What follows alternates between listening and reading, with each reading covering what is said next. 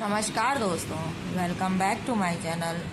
दोस्तों, आज का पौधा है बोगनवेलिया का पौधा। आज हम इन सभी बोगनवेलिया के पौधों को न्यूट्रिशन प्रदान करेंगे, यानी कि इनको कुछ खाद वगैरह देंगे जिससे कि ये पौधे फिर से अच्छी तरह से फ्लावरिंग करने लग जाएं। क्योंकि इन पौधों को मैंने फरवरी में जब इनकी रिपोर्टिंग की थी तभी इनको फर्टिलाइज़र दिया था। उसके बाद इनको तब से कोई भी खाद नहीं दी है, जिससे कि अब इन पौधों को पोषण देने का समय फिर से आ गया है। दोस्तों, इसके अलावा आज पौधों को अच्छी शेप देने के लिए भी कुछ काम करेंगे। बरसात की वजह से बोगनवेलिया के सभी पौधे बेल की तरह बहुत तेज़ी से बढ़ रहे हैं। अगर इस समय हम इनको अच्छी शेप देना चाहते हैं तो ये बहुत अच्छा समय है, क्योंकि बरसात में इनकी फिर से अच्छी ग्रोथ बहुत जल्दी से शुरू हो जाती है।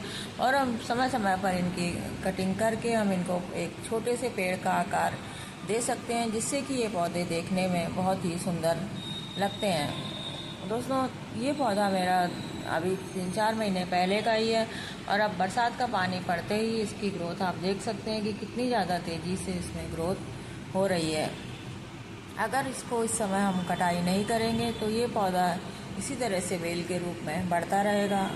और हमें टेरेस गार्डनिंग करते समय हमें अपने पौधों को बेल के रूप में नहीं फैलाना होता, बल्कि हमें इनको एक पेड़ का आकार देना होता है। इसलिए इस समय इनकी कटिंग करना बहुत ज़रूरी है। दोस्तों, सबसे पहले मैं अपने इसी पौधे की कटाई छटाई करूँगी।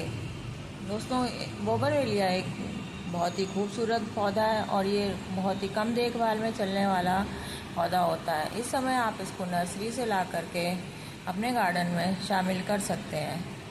दोस्तों, इसके अलावा इस पौधे की कटिंग भी बहुत आसानी से लग जाती है, तो अगर आपको इसकी कटिंग मिल जाए तो आप इसकी कटिंग ला करके भी लगा सकते हैं। इस तरह से इस पौधे की जितनी भी टहनियाँ बाहर को निकल रही हैं, इन सभी टहनियों को मैं काट दूँगी, जिससे कि यहाँ से नई नई ब्रांचेस निकलेंगी और ये पौधा और भी बुशी हो जाएगा, जिससे कि और भी इसमें फ्लावरिंग ज़्यादा तेज़ी से होगी और ये पौधा और भी बहुत ज़्यादा सुंदर लगेगा देखने में। दोस्तों, इसी तरह से मैं अपने इन सभी पौधों में कटाई कर लूँगी। मेरे पास बोगनवेलिया के इस समय लगभग 7 पौधे हैं और इसमें 5 कलर अलग अलग हैं। आप इस समय अपने पौधों की ग्रोथ का लालच ना करें और ना ही उनके फूलों का लालच करें। आपको अगर अपने बोगनवेलिया के पौधे को एक अच्छी शेप देनी है तो आप इनको की कटाई ज़रूर कर लें। इसके अलावा हम आज इन पौधों में कुछ फर्टिलाइज़र भी डालेंगे, जिससे कि ये पौधे ग्रोथ लेने के साथ ही साथ इनमें फ्लावरिंग भी शुरू हो जाएगी।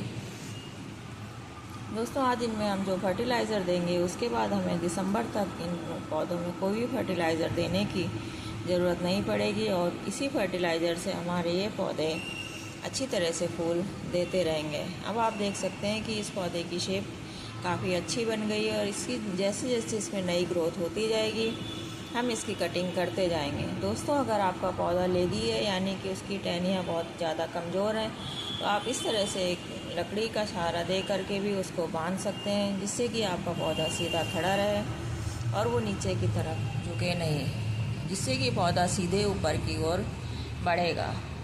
दोस्तों, इस समय बरसात के कारण सभी पौधों में बहुत ज़्यादा हरियाली आई हुई है और इस समय आप अपने बोगनवेलिया के पौधों की रिपोर्टिंग भी कर सकते हैं।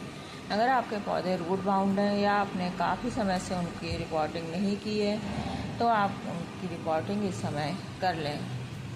आज इस हम पौधे में जो पहला फर्टिलाइज़र देने जा रहे हैं वो है ये वर्मी कंपोस्ट। दोस्तों, अगर आप वर्मी कंपोस्ट आपके पास नहीं है तो आप काऊ डंग कंपोस्ट या किचन वेस्ट कंपोस्ट भी अपने पौधों को दे सकते हैं। दोस्तों, इसमें नाइट्रोजन की बहुत ज़्यादा मात्रा होती है। इसके अलावा इसमें पोटेशियम भी काफ़ी अच्छी मात्रा में पाया जाता है, इसलिए ये बारिश के पानी के साथ मिलकर हमारे पौधों को बहुत ज़्यादा तेज़ ग्रोथ देगा और इसके अलावा उसको फूल लाने में भी मदद करेगा। दोस्तों, दूसरी जो चीज़ है ये है बोन मील। बोगनवेलिया के पौधे को फास्फोरस बहुत ज़्यादा पसंद होता है और बोन मील में बहुत ज़्यादा मात्रा में फास्फोरस पाया जाता है। इसके अलावा इसमें कैल्शियम की भी अच्छी खासी मात्रा होती है, जो कि हमारे फास्फोरस से हमारे पौधे की जड़ें मजबूत होती हैं और वो सारा न्यूट्रिशन अच्छी तरह से एब्जॉर्ब कर लेती हैं। इसके अलावा कैल्शियम से हमारे पौधे की तने और में मजबूती आती है, जिससे कि हमारा पौधा सीधा खड़ा रहता है और उसकी टहनियाँ वगैरह काफ़ी ज़्यादा मोटी हो जाती हैं, जिससे कि वो एक पेड़ का आकार आसानी से ले लेता है। दोस्तों, तीसरी चीज़ जो हम इसमें डालेंगे वो है ये नीम की खली। तो नीम की खली में बहुत ज़्यादा एंटीऑक्सीडेंट गुण होते हैं और अगर हमारी मिट्टी में कोई कमी वगैरह है या कोई किसी तरह की खराबी आ रही है तो उससे ये नीम की खली दूर करती है। दोस्तों, इसमें एंटीबैक्टीरियल गुण भी होते हैं, जिससे कि हमारे मिट्टी में कोई अगर ख़राब बैक्टीरिया पनप रहा है तो इस नीम की खली से वो भी दूर हो जाएगा। अब हम देखते हैं कि हमें कितनी मात्रा अपने पौधों में देनी है। दोस्तों, अगर आपका 10 इंच का गमला है तो आप 2 मुट्ठी वर्मी कंपोस्ट ले लें, उसमें ये 2 चम्मच भर के हम बोन मील मिलाएंगे और इसके अलावा हम 2 ही चम्मच इसमें नीम की खली डालेंगे और इन तीनों चीज़ों को हम अच्छी तरह से मिला लेंगे। दोस्तों, इस समय हम अपने पौधों में कोई भी लिक्विड फर्टिलाइज़र नहीं डाल रहे हैं, क्योंकि अभी बारिश की वजह से अगर हमारा लिक्विड फर्टिलाइज़र हम जो भी डालेंगे तो अगर बरसात हो गई तो वो लिक्विड फर्टिलाइज़र तुरंत ही पानी के साथ बह करके बाहर चला जाएगा और हमारे पौधों को इससे कोई भी लाभ नहीं होगा। दोस्तों, फर्टिलाइज़र देने से पहले आप पौधों की अच्छी तरह से गुड़ाई कर लें और उसमें जो भी घास वगैरह निकल आई है या कोई भी फूल वगैरह गिरे हुए हैं तो आप उनको भी हटा करके साफ़ कर दें और मिट्टी को एक साइड करके हम जो ये खाद हमने तैयार की है इसको हम चारों तरफ फैला देंगे। दोस्तों, वीडियो अगर आपको थोड़ा सा भी अच्छा लगे तो प्लीज़ वीडियो को लाइक एंड शेयर करें और चैनल को सब्सक्राइब ज़रूर करें। वीडियो देखने के लिए आपका बहुत बहुत धन्यवाद।